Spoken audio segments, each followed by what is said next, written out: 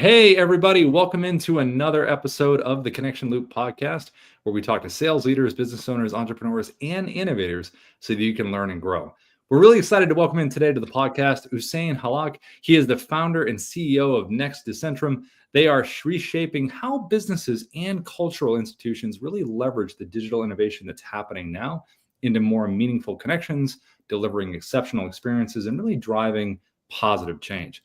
Hussein's also a serial entrepreneur. He's a startup founder with over 25 years of experience, and he's developed over 20 plus startups and has mentored and trained thousands of entrepreneurs. So he's got the experience. He's also a really insightful and impactful writer for The Streetlight, where he pens lived-in moments, sharp metaphors, and real conversations that really go beyond the typical headlines. Hussein, you're a multi-talented individual. We're glad to have you in, and welcome into the podcast. Thank you. That's a brilliant introduction. I'm going to steal it. It's so good. I love it. All I had to do was just say what you've done. So you're the one who's brilliant. So there you go. You put it in a good way. I thank you for having me. I'm looking forward to the conversation.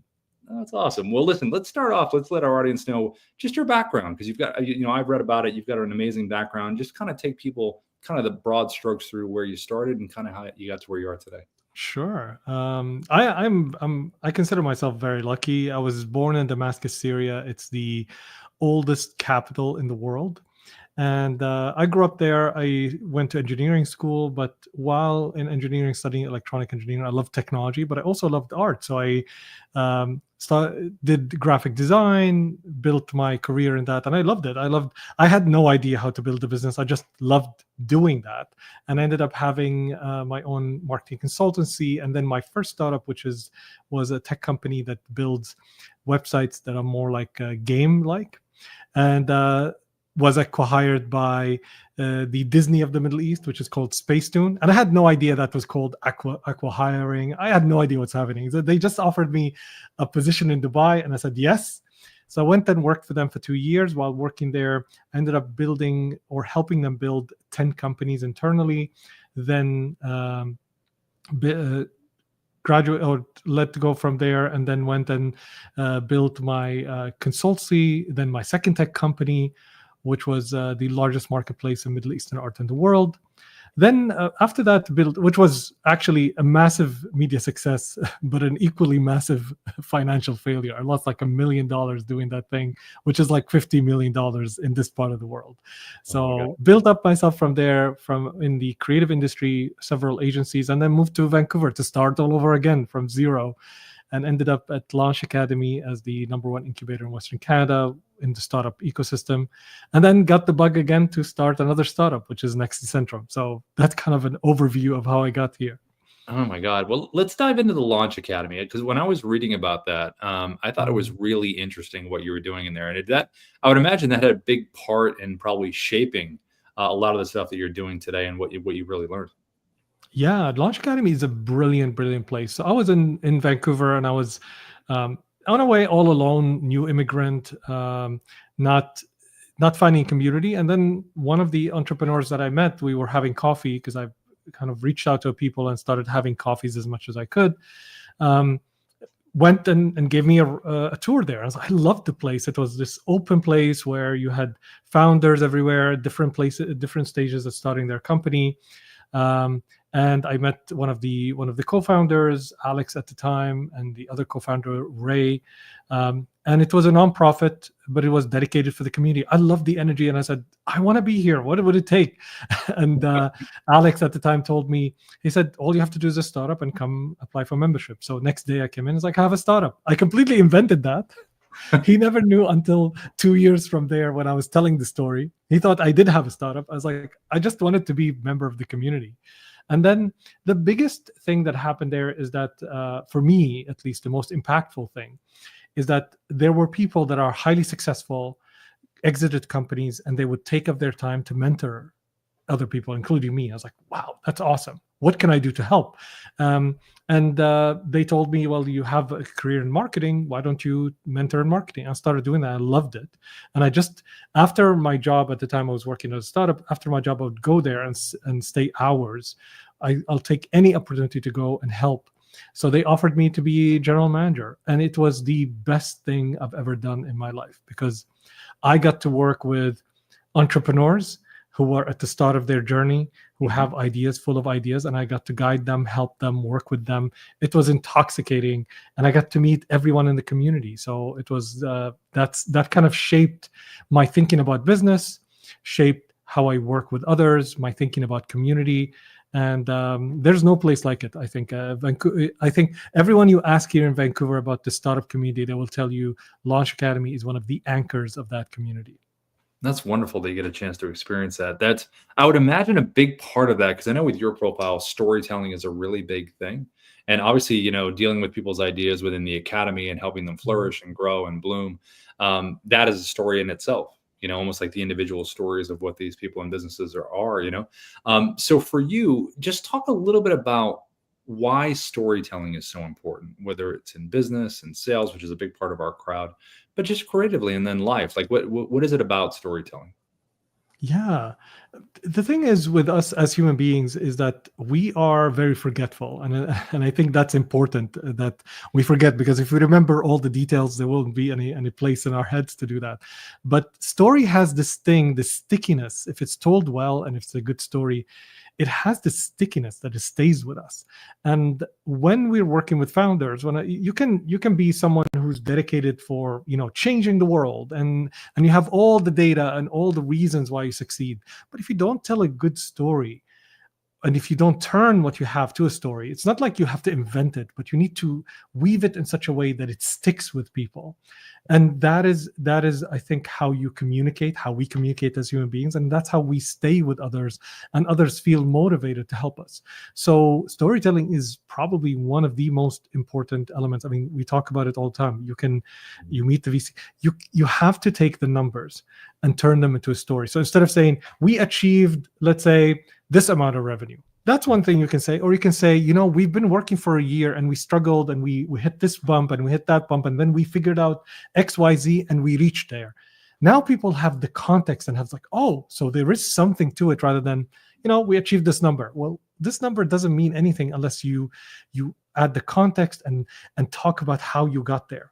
And this makes all the difference, because you connect to people and you connect to something within them, because they start making relationship, they start connecting it to something that they've been through.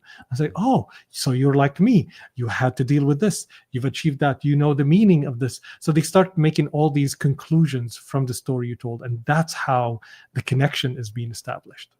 Yeah, it's kind of like when you go to a movie and you want to see that nice story arc, where it starts one way and it lands somewhere else. And within that story, like you said, there are moments of relation to everything. Overcoming adversity. I think a lot of people have done that. I can relate to that. So I think the placement of the story is just one thing, but the integration into your own life that you've heard before is a huge one. Okay, so I think you've heard of this. Have you heard of AI? Of course. Yeah. I mean, it's this thing that is. Have you heard of this thing? It's been in the news for a while now. Anyway, this whole AI thing taking over our world. Yeah. In fact, we're AI. Should we tell the audience that we're not real? No, I'm kidding. If it was who knows? Now talking. So there we go. What does leadership look like in business today in terms of the age of AI? And we say the age of AI because it's already started. So as it kind of moves forward, what's kind of your take on that? I think the funny thing about this kind of thinking is, I'll take a different route on it, which is, as we are as human beings, you started with story, and what's great about story is story has been always there with us for tens of thousands of years, since the cave, drawings. It's a story that's meant to communicate how people come together. So AI is here and technologies change, but we as people, we're still the same. Our brains are still the same brains that used to, fear this, protect us from this saber-toothed tiger, So leadership is still, and other qualities of let's say human beings are still the same, even with the age of AI. So I would say leadership is still the same, but different. So what is different about it is that with the new technologies that we have right now, time has compressed, in the sense that before 2 decades ago or 3 decades ago, you would plan and say, here's my 5-year plan. And you would dedicate a strategy, dedicate a budget, and you move with that plan, and things will not change. But I mean, if you look at, let's say, the last decade, COVID, Trump, You look at, let's say, the changes, and every day. I mean, it's just what happened between Trump and Musk, without getting into political, but Right. just what happened between today and 2 days ago. The world is different. Totally. So what's happening is that the rate of change is putting us to face the uncertainty of life. Life has always been uncertain, but the rate of change has compressed time to the point that you don't know what's going to happen tomorrow. So I think leadership and the quality of leadership remains the same, which is being in service, working for others, putting the smartest people in the room, facilitating how people can come together and work together. What just happened is that with AI, you have more access to tools, but I think the leadership is about not letting the tool lead, because the tool is kind of like, well, I have a better car. Well, that doesn't matter. What matters is a driver. You can have a Formula One, but if without the right driver, you're never going to win any race. Right. So AI is there, but you're never going to win unless you have leadership, unless you have the right people in the room. So those are even more crucial, because right now the changes are accelerated and need to move really fast. So I think leadership is far more important, and storytelling, than any time that we've had, because the rate of change, and you have to make the right decisions really rapidly and in no time. So I think it gained far more importance. And I think leadership right now has to do with the acknowledgement that uncertainty here, and we don't know far more than what we do, and we need people around us to work with in order to build something meaningful. How do you feel about the weight of consequences? Because, with leadership, there's always consequences, regardless, since the beginning of time. Like you talked about, forever it's been that way. Yeah. But do you feel it's a much heavier weight now? Have the consequences become higher in terms of with AI? If we're talking about real leadership, consequences has always been there. I mean, think about it this way. Would you want to work with a leader that is never wrong? Because never being wrong means you don't admit your mistakes. And if you don't admit your mistake, you're not going to be able to actually fix them. I think leadership, if there's anything to define this world right now, is speed. You need to move fast. And in order to move fast, you have to really address the harsh facts right away. So I think you need to acknowledge the consequences of your actions immediately, fix them, and acknowledge that we're only human. Whether you're a leader or not, I mean, everybody has leads even without a seat or without a title. Yeah. But acknowledging that you don't know everything, and you will make mistakes right off the bat, and giving permission for others to say, listen, we're gonna all make mistakes, let's acknowledge them, let's point them, let's fix them right away, and work together towards a shared destination and a shared goal. I think that's what defines leaders right now. And the faster you do it right now, and the more effective you are at it, the more you are going to be able to use all the tools that are available to you, including AI. Have you seen a much more of an emphasis with businesses and folks that you work with on pivoting within a quick time frame? Because you know how you execute something, and then normally you'd have this amount of time, but because things are advancing so quickly, how fast do strategies, lack of a better phrase, are they out of date? This happens on a Monday, and then next Wednesday there's something different. So have you seen a lot of businesses that have wanted to pivot? Like what's the pivot look like? Like how much time? I've seen a lot of businesses that have to pivot rather than want to pivot. If you leave it to business leaders and businesses, they don't want things to change, and that's an kind of an understandable. I don't want things to change. I want things to always be the same, the good same, obviously. Right. But the reality is you are forced to pivot. I mean, let's put it this way: if you're advertising and Facebook changes their algorithm, you have to change everything, because everything has changed.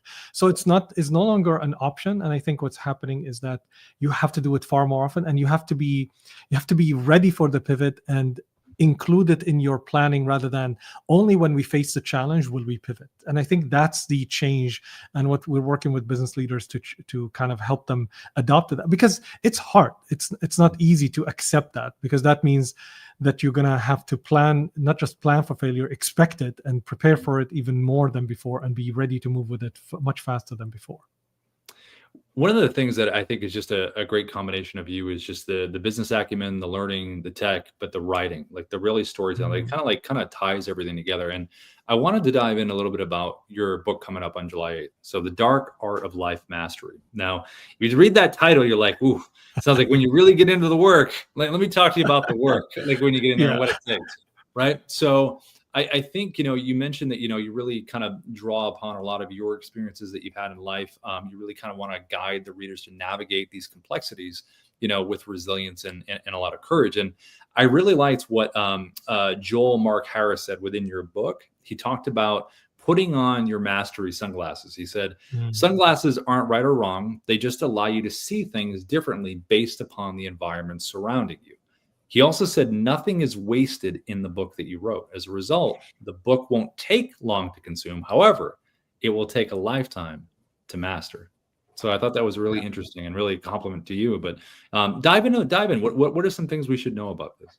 Yeah, absolutely. He had made like the best introduction. He's a friend of mine. He's a best-selling author, an award-winning author. Like writes like nobody's business. I wish I could like be like him. But yes, he's right, because the book is really about exploring the themes of life that we deal with every day, but we refuse to kind of acknowledge. For example, the concept of that we die tomorrow, and we kind of go through life expecting that nothing's going to happen, we're not going to die, it's a long way from now. But if we actually there's this thing about understanding that tomorrow might be, or the next second might be the last of our that we are existing on this earth, we would approach life in a far better way than we do today. Right now, we spend our life doing things that don't matter to us. We spend our life having meaningless conversations. We spend our life picking up fights with others or caring about things that we shouldn't care about if we knew that we're dying tomorrow. And I think I picked up that from Steve Jobs when he says, if this was the last day of my life, I think he said something like that, would I still be doing what I'm doing right now? And would I be still doing it the same way I'm doing it? And he's all about simplicity and cutting off all of the BS that we deal with. And I think that is the core, one of the core themes is that, well, we die, time is limited, you have the present moment, and you have the power of choice, that whatever you've done in the past shouldn't weigh on your choice right now. Your choice in the moment should be anchored in what the moment is presenting you and the kind of future you want to build. So if you do that and you understand that you have this power over this moment, and you're powerless against your past, you can't change what happened, and you're powerless towards the future because you don't control what's going to happen tomorrow. You anchor yourself here, you have immense power, and you have control, and you have accountability. And I think that allows you to live life far better than you do right now. Yeah, whatever that is. Yeah, true. But living in the moment, like you said, things that you can control to a certain degree, as opposed to things that you cannot. What about as far as the book itself? Is it something that you always had on your mind for years? Did it kind of come about very quickly? Does your writing style lend itself to, like, you sit down and all of a sudden it just all pours out? Or do you kind of regiment it in terms of your scheduling for it? It's the hardest book I've ever written. I wrote like 4 or 5 books before it, and I threw them out. I didn't want them. And mainly because at the time when I was writing those books, I was writing them to be books, in the sense that this is a book that will help me promote myself, and I will be an author. So, but I think some of them, by the time I reached half of it, some of them, even after I've written all of it, is like, and this is before ChatGPT, so it took a lot of time, and you didn't have that much help or editing or support on the ideas. Even this book, I mean, like, this was before ChatGPT. I wrote it like 3 years ago, and I've been like living with it all this time. So, but this book came from the desire, because I mentored a lot of people, and I loved the impact I had in helping them. I didn't know that, like, people would come to me and say, you helped me with this, you helped me with that. And I loved that. And I thought that I could help far more people. And I wanted to leave my kids. I have a 19-year-old son, a 16-year-old daughter. I wanted to leave them, if I wasn't there, I wanted to leave them with something that they can resort to that will give them the wisdom that I've spent 30 years kind of collecting or learning through my bumping up against life, and life bumping up against me. So I wanted to leave them with that, and I wanted to leave the people that I've never met with something like that. So that is why I did the book, and it came up to be, in my opinion, it's timeless, because I come back and read it, and it's like, oh, and I'm learning with it. So what I love about this book is that it is the summation. It's not a book, actually. It's like sitting with me in a mentorship session and answering the most deepest questions that you should be asking if you're not asking. And it leaves you the space. I don't tell you what to do. I invite you to modes of thinking and things to contemplate that opens up life for you. So that is how I see it. That's amazing. I mean, you also talked about like the uncomfortable truths a lot of the time, or things that are, we should focus on, and other important things like you mentioned, but also putting the reality in forefront instead of kind of Yes. sugarcoating a lot of that stuff. Yes. That's the only way to be. Listen, life. The fact is, there are things in life that you love to do. There are things in life you have to do, and there are things in life that are that are forced upon you, that comes up.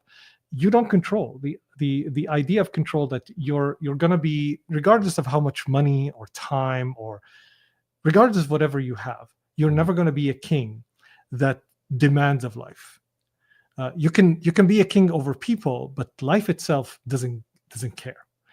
So you don't control. If you are really honest with yourself, you will find out that you don't control anything, and the only thing you have somewhat of a control of is your choice of what to do in the moment. And when you realize that, and be anchored in the reality of it, first of all, life changes. The quality of life changes, and the things that you want to do and what you give attention to will change for you. And these are the things that I've experienced that will make the person a completely different person. So I love engaging with those kind of conversations. That's what I want to, it's like kind of my gift to people, doing that. In fact, the book, one of the things I want to highlight is that the book is completely Creative Commons, that people can copy, take, and remix any part of the book that they want, because I wanted it to be a gift to people so that they can take it and do something with it, rather than it's just a means like, here's my book, like I want to make and I do, don't get me wrong, I'm still human. I want to make a ton of money. I want to be the best-selling author. I want to sit on top of the world. But at the end of the day, I give myself to the most important thing for me, that is to inspire one person to change their life and transform it. And that's what I live for. And that's at the end of the day, what, like, you always have the question, what drives you, and that's what drives you. And then that's your through line, that's really neat. 100%. Our audience is really big on, we talk a lot on here about strategy. We always ask everyone that comes on, for you, what's been the most effective sales strategy for you within the past year? Because like we've been talking about, there's so much change, pivoting, things happening, evolving so quickly. So from 24, 25, as we're kind of moving almost, into 26 this year, what's been the most effective sales strategy for you for getting your word out there, your company, what you do? People. I always tell my let's say the entrepreneurs that I teach them one thing. For them, I teach them one word, which is customers. I said, one day you're gonna exit your company, make hundreds of millions of dollars, and you're going to be sitting in a board meeting, bored out of your mind, and somebody will ask a question, you will be like not paying attention. So you want to sound like the smartest person in the room, say one word, and one word only: customers. It's the answer to everything. What should we do next? Customers. What should we focus on? Customers. What's our next strategy for the next 5 years? Customers. That word solves everything. And outside of, let's say, business, or let's say if you want to take a granular look, it's people. So the idea, what is the most effective sales strategy for me, is knowing as many people as you can. And I mean, not just reaching. Right now we have the tools to send, 1 million emails and without even effort. But the idea is you have to anchor yourself with what do you want out of people and why you want to meet them, because not everybody you want to sell to or you're going to sell to. Yeah. So how you want to be known with people and how many people opens up a lot of opportunities for people to bring you business. I learned that from an organization called BNI, Business Network International, if you're familiar with it. It's the largest network organization in the world. So they have a philosophy called giver's gain. And the idea is that people work with people like and trust. So the more people the more people that you like and they like you, the more people that trust you, the more business you're going to make, regardless of whatever business you want. At the end, what is it? I think Warren Buffett used to, his deals, which deals that take months or years in the making with lawyers and stuff, is on a handshake. And you can only do that if you have trust. So, and one of the best books that I recommend is The Speed of Trust by Stephen M. R. Covey. It's a brilliant book, and it kind of gives you the mechanic of trust. So the more people the more people you have trust with, the more sales you're going to make, regardless of whatever field you're in. All right, you ready? This is the biggest question we always ask everybody. Yes. All right, here we go. Forget all the other ones. What has been the biggest lesson you've learned over the years? So from your cumulative life that you've lived and everything that you've done and all these different experiences that you've had in and out of working with business entrepreneurs, leaders, people, writing, what's been the one that you could kind of shake out of the group and say, this is what It's been my biggest learning.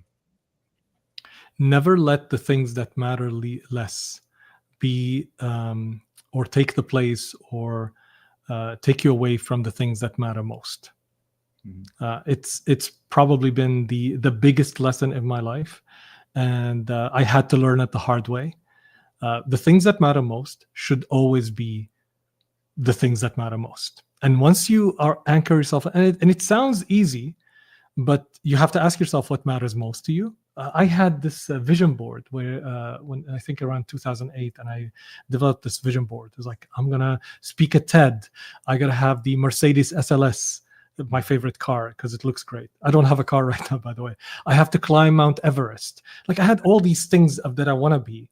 And there was a certain moment where I asked myself, what do I want most? Like, what matters most to me right now at this moment?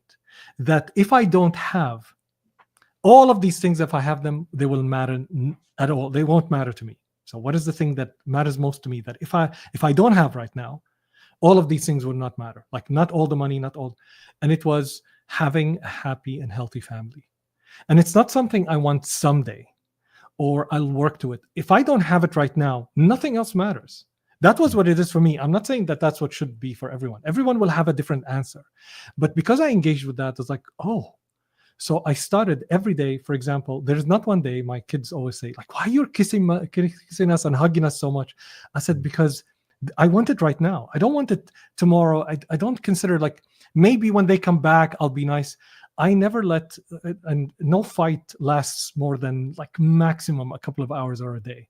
Yeah. Nothing matters most than having a happy, healthy family. And that's what I work with, for me at least, every day. And I think when you ask yourself and anchor yourself in that question, life will open up, and the answers that you're going to get, who knows what's going to open up for you. And that's probably the biggest lesson I've learned in my life.